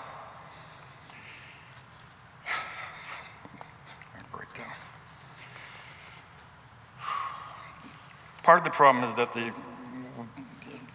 emergency vehicles trying to get the road is that the road's not wide enough to accommodate fire trucks and the equipment that they needed to bring in. So what happened when the first truck actually got in front of the house, they needed a ladder truck because the property was overgrown. The only way they could get to the fire was with a ladder truck, and literally had to come over the trees and brush in the front yard to try and fight this fire. Not another fire truck could get close to that property. Everybody had to kind of back up and were parked down East Rutland Road because they just couldn't get any closer to the property. That road, like I said, is an extremely narrow road. We're all aware that the Milford Fire Department is one of the best in the country, and they did an incredible job at that time. But I can't help wondering what would have happened if there were 20 units in there. It's impossible to keep that property safe. Also, I would like to speak about the overflow of parking that may happen on that property. There's no way cars can park on East Rutland Road. It's impossible, all right? It's, like as I said, it's a very narrow road. Two cars can barely get by each other on normal driving, never mind trying to put a car on the side of the road. It could never happen. I heard somebody say, that they were concerned about the kids that play on Chevelle Drive. The only place people once there's an overflow on that property can park would be on Chevelle Drive. All right, that's where most of the kids in the area play. It's the only place they can play. It's the only place that's safe. There are no sidewalks on East Rutland Road from Wheeler's Farm Road to the Merritt Parkway overpass, which I live right next to, by the way. And that's where this project is. There are also people within 100 feet of this property that have wells and septic tanks that could be affected by the construction. I have to ask the board, maybe the developer, there's very little room in this project, even in between the buildings. Once you look at the air conditioning condenser locations, the space of the property, the width of the driveway they need to try and put in there to prove that they have access and safety in that property, which they don't. Where do the kids play? Where did the kids that live in that project going to play? There is no place, not a place. I mean, it's not fair, number one, to the people that live there, and it's not a safe place for kids to be. If they have to start playing out in the road or trying to cross the road to go play across the street, it is a very, very bad situation. So I would like the board to think about everything that I said. Imagine you lived on that road yourself. You would have no choice but to shut this system down. I mean, it's just not right. It's way too dense. They should be allowed to put a duplex in there. I would agree to a duplex. Thank you for your time. Thank you very much. Does anybody else wish to speak? Okay, thank you. Hi. My name's William Elliott. I live at 65 East Rutland Road. This piece of property is 2 doors down from where I live. The house, when it burned, this is just something I would suggest to the zoning board to do there, is that I believe the house was covered in asbestos shingles, and I think it's possible. I've lived in this neighborhood my entire life, virtually, and possibly do an environmental study on that property if it was asbestos shingles that there was. Have you guys done an environmental study? If I might, we just speak to the board, please. No okay, problem. I'm sorry. No, you don't have to apologize. To do the environmental study, the possibility of whether there was a buried oil tank there, the person that lived in that house, the house was in total disrepair. He died in that fire. Who knows what was going on there? Who knows what's buried at that site? There's a big excavated hole for when they destroyed the house or tore the house down. Lots of that went to that hole, I'm sure, whatever was there. So making sure that that property is safe for the people who are going to work on it is one of the considerations also. And, I understand I'll give you a picture of East Rutland Road. There's 16 houses between the Parkway overpass and the corner of East Rutland Road, including Chevelle Place. So there's 16 houses there now. To add the additional 20 and to think that it won't impact the traffic conditions and where kids are and the additional kids that come with rental properties naturally, there is a huge safety concern there. And I agree with all my neighbors on that. So I think that there's further study that needs to be done, absolutely, for the safety concerns, the environmental concerns. What is actually on that piece of property right now is a real concern to all of us. We all have wells, most of us have wells, and most of us all have septic systems too. The impact of, and there's all kinds of, it's really ledge under that property, as well as all of our properties. So how that's going to impact our wells, our septic, any of that. Now, as a condition of approving this, there's no sewers that go, essentially the sewers end. That easement that goes up to the Mews is actually where the city sewers, they come under the overpass or for the Parkway and go up that easement, or I believe it's also the fire department's emergency road. So how that is going to be impacted by putting this here, I don't know if we're quite sure how it affects the emergency access to the Mews. That's their backup, from what I understand, their backup emergency access. So these are all considerations that it's not so cut and dry. Attorney Lynch, although I felt disrespected the board by basically saying how with Sir, if the we housing. just so we could, please. We try not to get into parties involved. Just I comment to the- understand, Thank but you. he disrespected this board and I didn't like it. He essentially said, I don't care about your rules, how you feel, and I just didn't appreciate it. And I think you guys are all doing your job here. We all understand that you're being put in a position to approve these housing for affordable housing into Milford, and we can appreciate that, and all of us can appreciate the need for that in the state. There's 16 houses in this neighborhood. It's a purely residential neighborhood. To have a project of this scope put into this type of a community is completely out of place, and you can understand how both safety and just the general environment of the neighborhood is impacted. Thank you. Thank you very much. Does anybody else wish to speak on this particular matter? Thank you. Come on up, please. Hi, my name's Brian Boucher. I live at 72 East Rutland Road on the corner of Chevelle and East Rutland, right across the street. As for what he was saying, that there's other multifamily installations in the area, there's not. From Plains Road to the end of East Rutland, there are 0 multifamily houses. Lexington Green is all single family. The Muse is over 1,000 yards from this proposed site, separated by an electrical tower greenway. It has nothing to do with any other kind of residential multifamily area.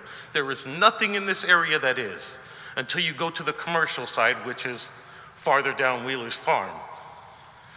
And the density of this is just, the magnitude's insane. Most of the houses in this area are on 3/4 to an acre.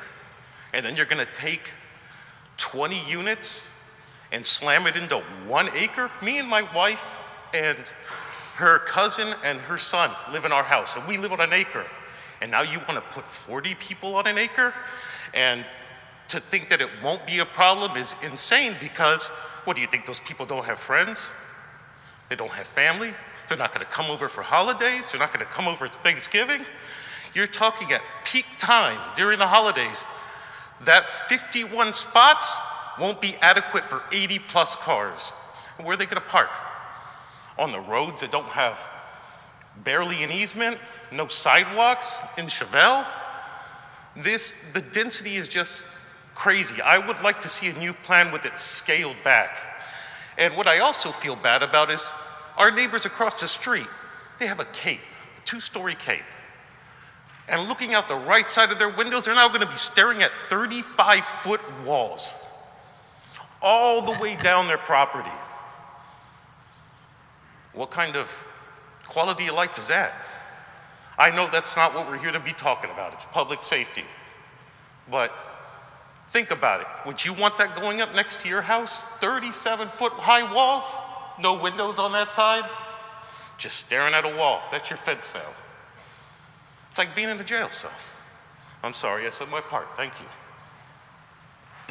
Thank you very much. Anybody else wish to speak on this particular matter?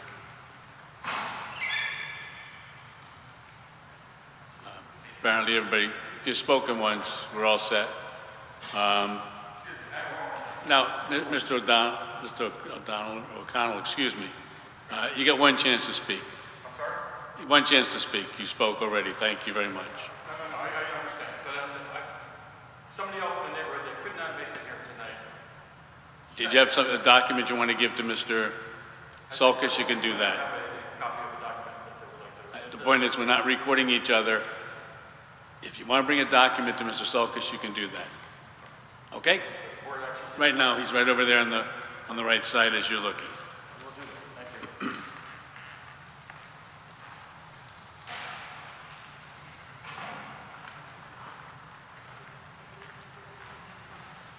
Okay, we have 2 people that are providing documents to Mr. Sulkus. Mr. Sulkus, before Mr. Lynch speaks, could you just briefly describe what we're seeing for the record? What was just received? Yes, please. Yeah.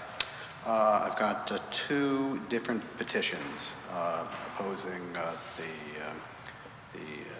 application. And the petitions themselves are the same. I don't know, but the signatures are different. So they were obviously, probably several people walked around with the same basic document and then had different signatures from residents. So. Fair enough. And this is something we didn't get prior to tonight's meeting. We got it in the course of tonight's meeting. Correct. Okay. And there are, just to let you know, on one of them, there's 1, 2, 3, 4, 5, 6 signatures, and on the other one, it is the same, 6 signatures. Okay, thank you. Attorney Lynch, it's your turn now if you wish to speak.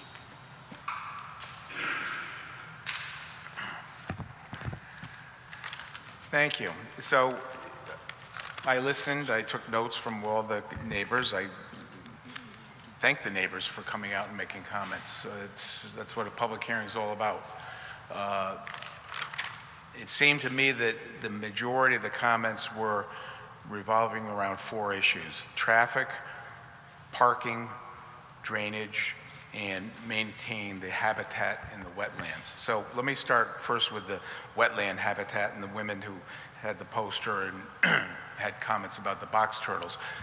That issue was raised at the inland wetlands hearing, and there was extensive discussion of that amongst the members of the agency and Mary Rose Palumbo, the inland wetlands officer, and it was made a condition of the wetlands approval that a box turtle fence to keep the box turtles from being on the property, staying on the property to the rear, which is the Muse property, some 50 acres of land there that's open.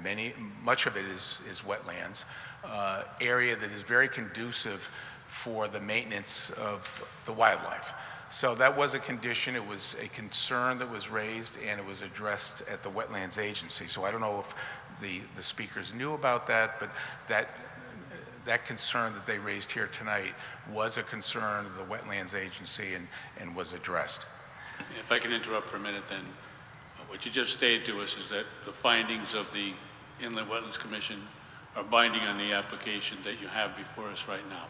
Yes, and it's a condition, and they have to post a bond, and I believe Buddy just told me that it was put into the approval that there was to be maintenance of that during the course of the ownership of the property. So typically, and David can speak better on that than I can, but typically the IWA monitors this. They require reports back to them from Matthew Pop, who was the biologist who was brought in by Buddy to be his consultant on this aspect of that presentation of the Wetlands Agency. They require follow-up. It's not just a condition and then go away. They require follow-up. So those concerns were raised at the Wetlands Agency. In terms of drainage, and the woman who made the comment about Ron's plans are inappropriate, there's no way that they're going to be able to maintain water from draining onto East Rutland Road. We dispute that, obviously. Ron is a licensed civil engineer. Greg Podlusky is a licensed civil engineer. They have both reviewed these plans and found that the subsurface drainage system that's proposed is adequate to maintain water on the property and that won't leave the property. So that's a very succinct comment and rebuttal that I have to that issue that was raised. In terms of parking, there's 51 parking spaces on this site. There's a lot of talk about overflow, and if people can't park on East Rutland Road, of course they're not going to park on East Rutland Road. There's 51 spaces on site. That's zoning compliant. That meets your requirements for parking. So there's no other comment that I can make to that. I mean, we're providing zoning compliant parking. The last thing that I wanted to talk about was traffic. We had 3 professionals submit evidence to you tonight, not anecdotal evidence from neighbors who were, angry about this project. We had 3 professionals that presented evidence to you tonight. You had Officer Morrow of the Milford Traffic Division. You had Mr. Hua, who was our traffic consultant, and you had a third-party engineer that was hired by this board, Mr. Thompson, to review the traffic study. So, we could beat that to a pulp all night, but the bottom line is I've come here before you with an application and I had experts testify. I stand by their testimony, and I think that's what you should be taking into consideration on this application. And lastly, the gentleman that made a comment about, a personal comment about me and trying to browbeat the board and say, you have to approve this. I clearly didn't say that. I said that the standard of review as set forth in our statute is that the board is bound, and that's the wording right in the statute, that the board is bound to approve this application absent a finding of substantial impact of public health and safety that this project would bring to not just East Rutland Road, but to the city of Milford, and the word in the statute is underlined almost, and that concern overrides the public interest in the state's policy to encourage affordable housing. So I think you all know me, and you know that I certainly would not disrespect this board. I was just reminding and making part of the record, which that's my job, to make tonight's public hearing replete with all the evidence and all the necessary references to the statute so that in the event of an appeal of this to the Superior Court that it's held up. So that's what I placed in the record, and that certainly was my comment to you. So with that, I have nothing further, and I'd ask that you approve this project. Thank you. Thank you very much. Mr. Sulkus, I haven't run these for a while. The speakers that had spoken previously, is this their turn now to make a rebuttal? They can rebut the comments that were just made by Mr. Lynch. Thank you. So if you wish to speak, you can rebut only the comments that were just made by Attorney Lynch. If not, that's up to you, but if you want to rebut that, we're not going to rehash what we heard earlier. Okay, come on up. And again, identify yourself, please. Hi, Michelle Haramis, 32 Chevelle Place. It's not so much a rebuttal as just a concern that if the state has a concern about the drainage and needing to build easements, I don't know how we're in a current position to know that the drainage is fine without knowing what the state comes up with when they start their project. Thank you very much. Anybody else want to give a rebuttal to what was stated by Attorney Lynch?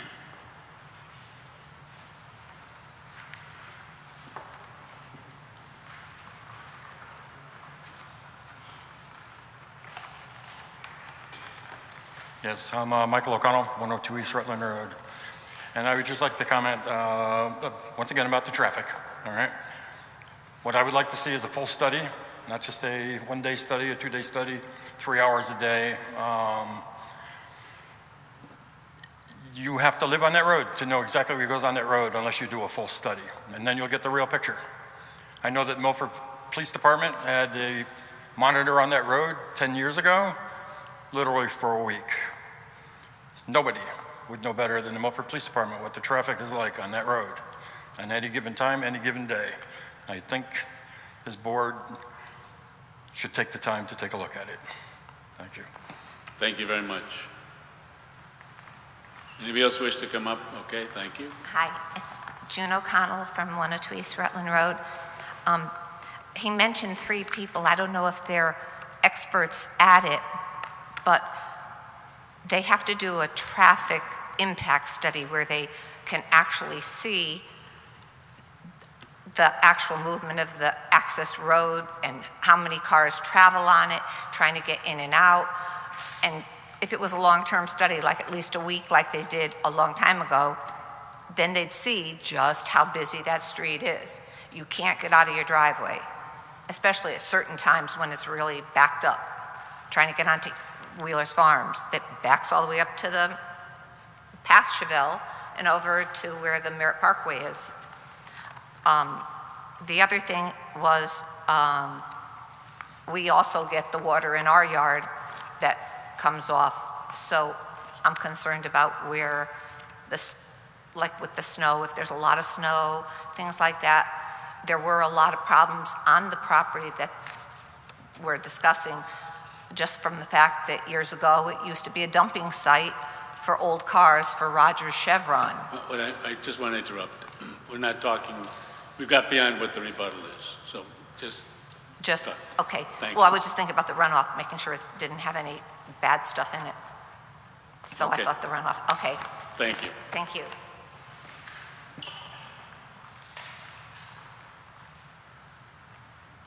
Hi, my name is Kelly Crom, 72 East Rutland Road. Just a quick reference in regards to the traffic studies. If I heard everything correctly, it was conducted for October of '24, which was previous to Forest Hill with 121 apartments opening up right around the corner on Wheeler's Farms. That's why I want to make sure that's noted, and please request another third-party traffic. Thank you. Thank you. Anybody else? It looks like everybody that has spoken has been heard. David, is there anything more you need to give us as far as input before we get to the next part of our discussion?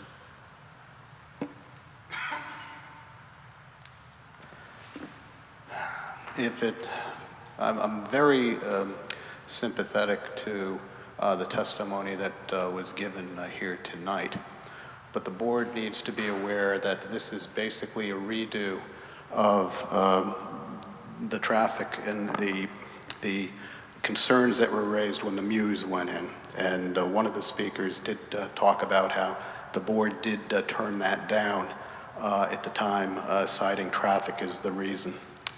The court, upon review of your decision, lambasted us because we cannot use traffic as a reason to deny an 830G. The court has time and time again roasted the city to the point where after the Muse decision, they were going to hold the board in contempt for their last decision. So I just want to make you aware that everything we heard here tonight, and actually many of the people who were here tonight spoke against the Muse and presented, again, I'm very sympathetic to the situation that's going on the street there, but the court made it crystal clear that this board and every other planning and zoning board in the state cannot use traffic as a basis for safety or lack of safety or a reason to deny a project, because traffic does not rise to the level where it is more important to have a better traffic flow than it is affordable housing.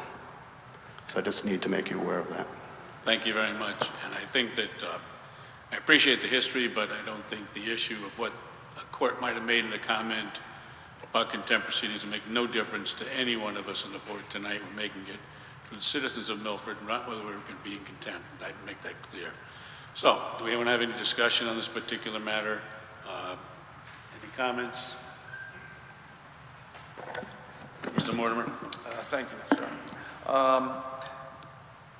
There's a note that maybe sidewalks could be implemented on this plan, which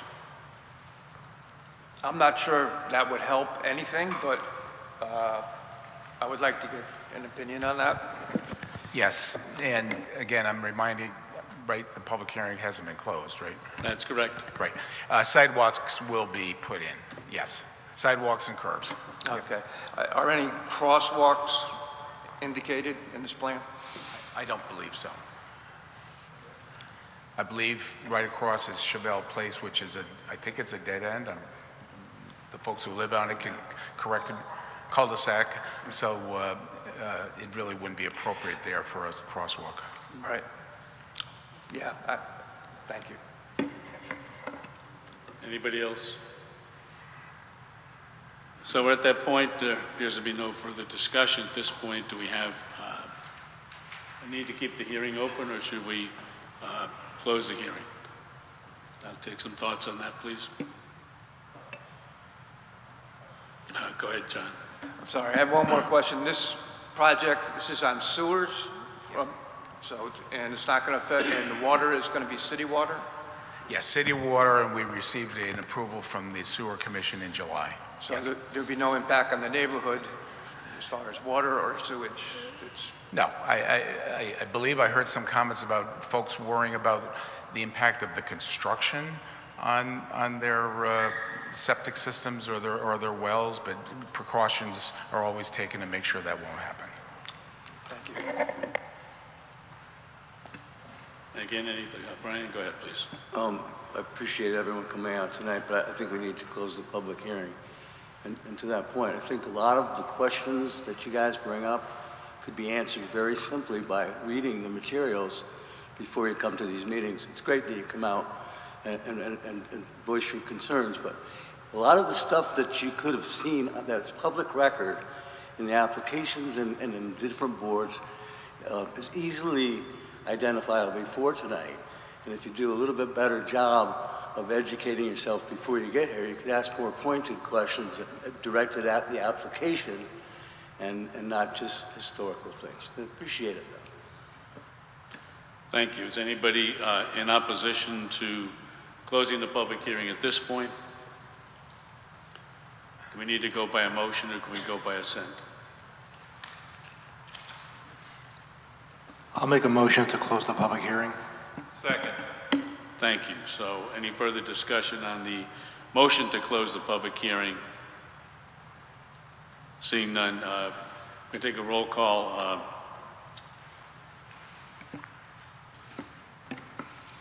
Mr. Agnese? Against the motion. Mr. Anderson? I'm with the motion. Mr. Hirsch? With the motion. Mr. Collegian? With the motion. Mr. Machio? With the motion. Mr. Mortimer? I'm against the motion. Mr. Sadi?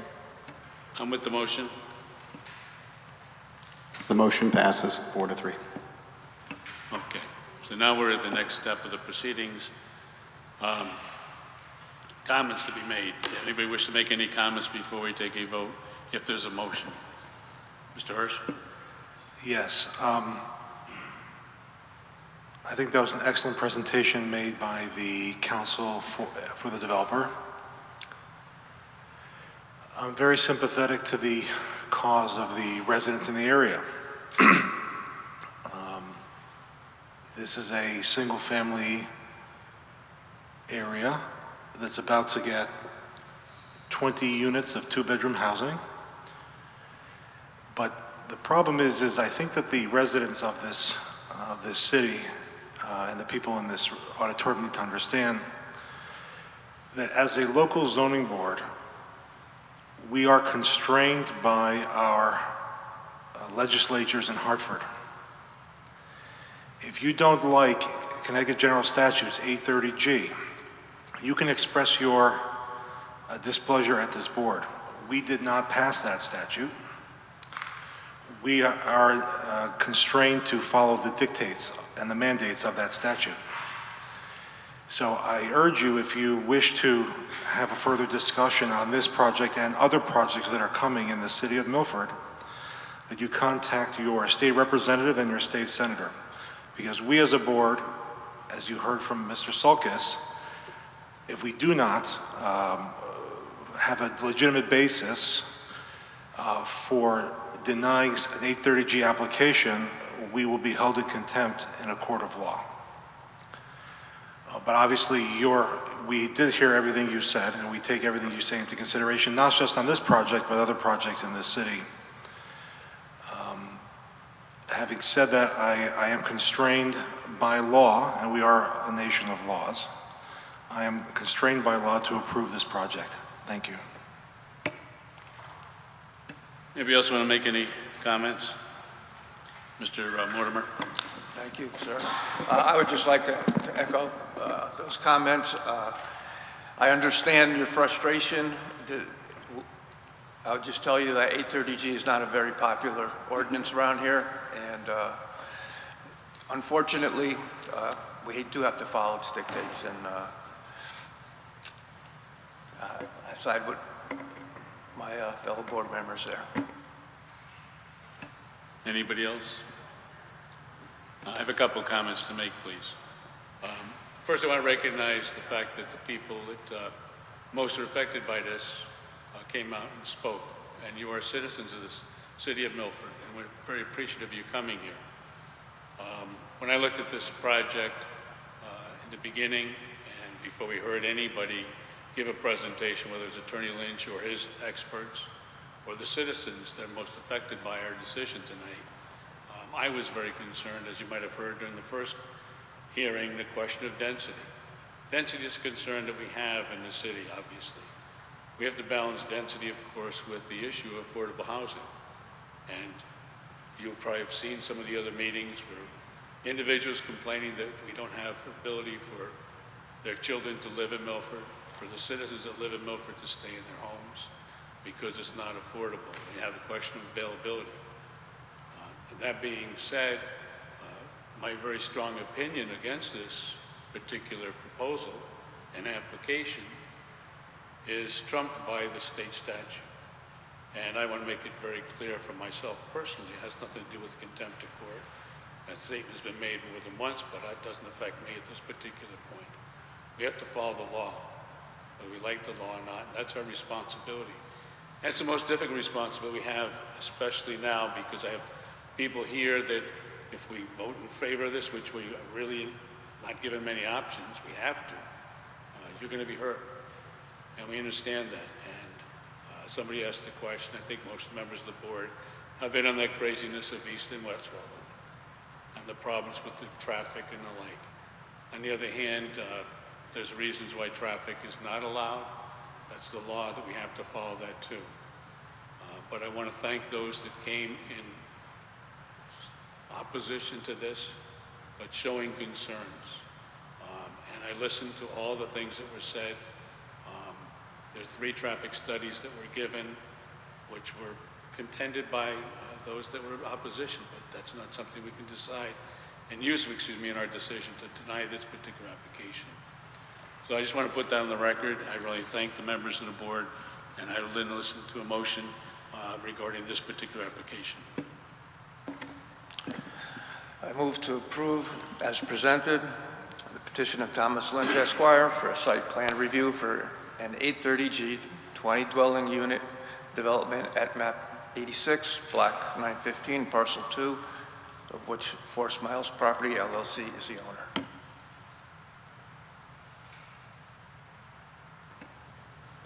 Second. And that's Brian Collegian did the second. Is there any further discussion on the matter before we take a vote? Seeing none, if you might take a roll call, please. Mr. Agnese, Against the motion. Mr. Anderson, With the motion. Mr. Hirsch, With the motion. Mr. Collegian, I'm with the motion. Mr. Machia, Abstain. Mr. Mortimer, I'm with the motion. Mr. Sadi. I'm with the motion. This motion is passed. Thank you very much for the presentations of both individuals and groups. We do have other matters to take care of. We'll go to those. There is no old business. Liaison reports, we did have if you would just, remember we have to keep going in our meeting, and if you could take your comments outside, please.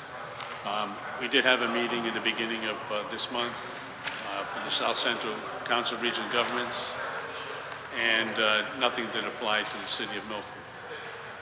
I do see on here subcommittee reports, a discussion of proposed CDD3 regulations. I was not present at the last meeting, but I did read the minutes because we're going to get into the approval of minutes. And shortly before this meeting started, the chair texted both myself and Mr. Sulkus indicating that he was not going to be able to attend.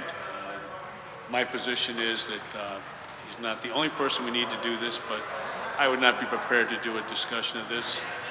Unless there's any objection by anybody, we'll pass this to the next meeting. Excuse me, we're still in process. Excuse me.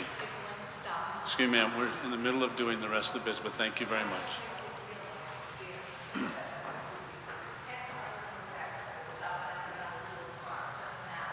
Thank you. Approval of minutes. Is there a motion to approve those? Motion to approve the minutes of 10/7/25. I'll second. Okay, and I will be abstaining. Anybody else abstaining on the minutes? I was not present, so I'm going to abstain. So everybody else, is anybody not in favor of the approval of the minutes? Appears everybody's approval of the minutes. Okay, and then chair report, merely because I'm sitting here, I'm not able to give a chair's report. Chairman Quish will come back hopefully in 2 weeks and give his chair report. David, any staff report? None this evening. Thank you. You ready for adjournment? Adjourn, second. Okay, thank you. Thank you, everybody.